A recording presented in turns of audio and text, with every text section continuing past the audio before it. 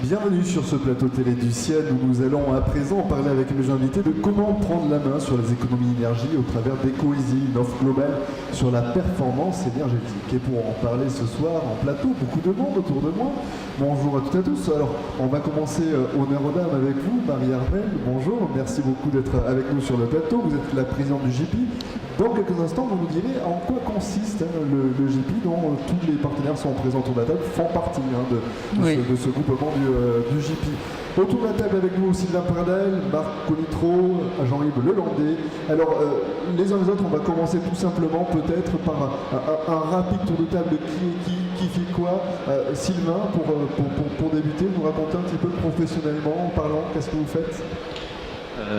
Donc très rapidement, Aléon, donc je suis gérant de la société Aléon, cabinet de conseil spécialisé sur ce qu'on appelle aujourd'hui l'Internet des objets, le machine-to-machine, les objets connectés. Notre offre à destination de nos clients, c'est de les aider à optimiser leur processus métier globalement, ou à innover et donc se différencier de leurs concurrents en utilisant les opportunités offertes par l'Internet des objets qu'on va retrouver aujourd'hui appliquées dans ce qu'on appelle l'usine du futur, la Smart City, les Smart Grid et d'autres applications. Très bien. Marie Armel, pour ce qui vous concerne, racontez-nous tout. Donc moi je suis la présidente du JP. Le JP est un vieux club d'entreprise de Midi-Pyrénées toulousain, donc puisqu'il a 30 ans d'existence. L'objet, c'est effectivement de contribuer au développement économique par l'innovation. Et on regroupe des entreprises de la région, des laboratoires de recherche. On fonctionne par des visites d'entreprise, des visites de laboratoire, des conférences thématiques. Et l'idée, c'est effectivement de créer du lien entre tous ces adhérents et d'arriver à créer des alliances pour répondre à des besoins.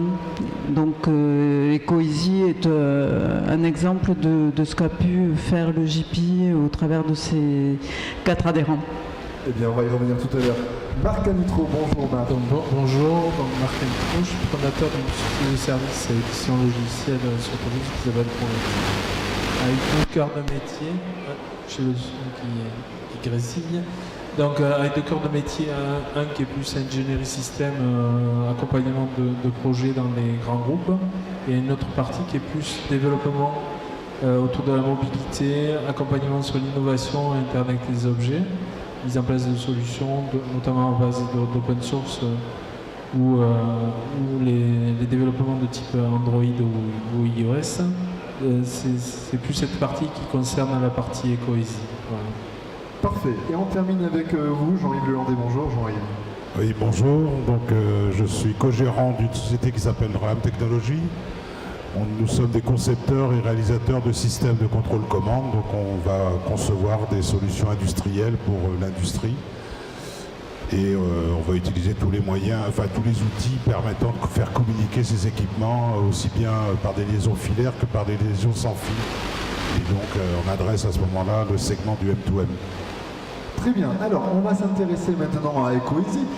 Pour commencer, si on devait faire tout simplement une description de ce projet EcoEasy, qui se lance, en quoi ça consiste ? Sylvain ? Le projet EcoEasy s'inscrit, et je laisserai Marie Armel en parler, dans une démarche du JP d'essayer de construire entre membres des solutions, des produits, des réflexions. On a profité de l'obligation légale de réaliser un audit énergétique pour un certain nombre de sociétés d'ici le 5 décembre 2015. Rapidement, c'est des sociétés qui font 250 personnes ou 50 millions d'euros de chiffre d'affaires. On s'est dit, on peut partir de cet élément-là pour profiter des compétences complémentaires au sein du JP et apporter une solution globale autour de la problématique énergétique.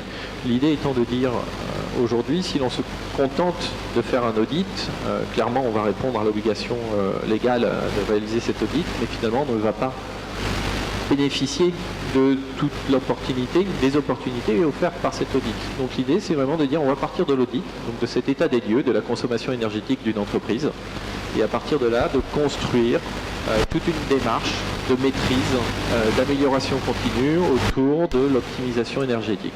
Donc il y a la partie audit, il y a la partie ingénierie, où là on va construire en travaillant sur les process, sur les outils, sur les infrastructures de l'entreprise pour améliorer la consommation énergétique, ce qui ne veut pas obligatoirement dire la réduire, ça peut être mieux consommer aussi, pas simplement moins consommer, la mettre en œuvre. C'est pour ça qu'on a aussi dans le groupement des entreprises qui ont ces compétences techniques, pragmatiques de mise en œuvre. Et derrière, on va s'engager sur les résultats, ce qui veut dire plusieurs choses. Ça veut dire s'engager sur les objectifs que l'on s'est fixés. Ça veut dire s'engager sur la maîtrise de l'énergie et les résultats obtenus. Mais ça veut dire aussi s'engager sur un paiement au résultat, entre guillemets, voire réaliser le suivi, donc externaliser pour la société cliente, externaliser la maîtrise de ces optimisations énergétiques au sein du groupement. On le voit, le champ d'action quand même est relativement large. Il faut venir sur pas mal de domaines relativement différents pour apporter une expertise. Ça va pas être évident d'arriver à avoir une vision d'ensemble et qui soit réellement pertinente pour pouvoir dire, ben voilà, il y a éventuellement ces points qu'on pourrait améliorer ou faire évoluer. Comment on arrive à avoir cette vision-là ? Justement, c'est le fait d'être des entreprises très complémentaires. Une chose qui est évidente, c'est qu'on ne se limitera pas aux 4 entreprises qui sont... Oui. Qui sont dans le projet aujourd'hui. On sera amené à aller chercher des compétences complémentaires. On en a déjà identifié quelques-unes. L'idée, c'est de pouvoir prendre le projet dans sa globalité et ne pas s'arrêter qu'à l'audit et d'aller réellement au-delà et pouvoir répondre précisément aux besoins de l'entreprise dans le domaine de l'efficience énergétique. Donc effectivement, on peut adresser de l'entreprise industrielle, on peut adresser le bâtiment tertiaire, on peut adresser une collectivité, etc. Et les entreprises, les collectivités éventuellement qui viennent à votre rencontre, elles ont déjà un problème qui est isolé ou il faut vraiment venir et observer, essayer de comprendre la problématique qu'elles rencontrent, comment ça se passe ? D'une manière générale, elles ont déjà identifié un problème particulier et un projet particulier dans leur bâtiment ou dans leurs installations.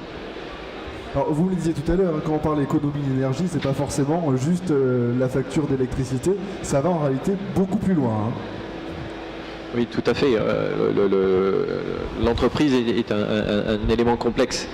C'est-à-dire que on va parler de département, chaque division, chaque service travaille en collaboration avec les autres. Donc ça veut dire que quand on va toucher à un service, la production par exemple, qui est un élément de consommation énergétique assez fort, mais ça va toucher aussi la maintenance, pour être direct, ça va toucher la formation, ça va toucher les RH, donc il nous faut à la fois une vision transversale sur l'entreprise, donc ça dépasse la simple approche énergétique immédiate, j'aurais tendance à dire, mais derrière aussi une entreprise, une industrie va faire appel à l'électricité, mais va faire appel aussi à la chaleur, va faire appel au gaz, va faire appel à l'eau. Aujourd'hui, on parle plutôt de multi-énergie plutôt que d'électricité simple. Et ce que disait Marie-Armelle tout à l'heure, aujourd'hui, donc dans le groupement, il y a aussi la société Socorem qui n'a pas pu être présente aujourd'hui, qui est spécialisée en ingénierie électrique.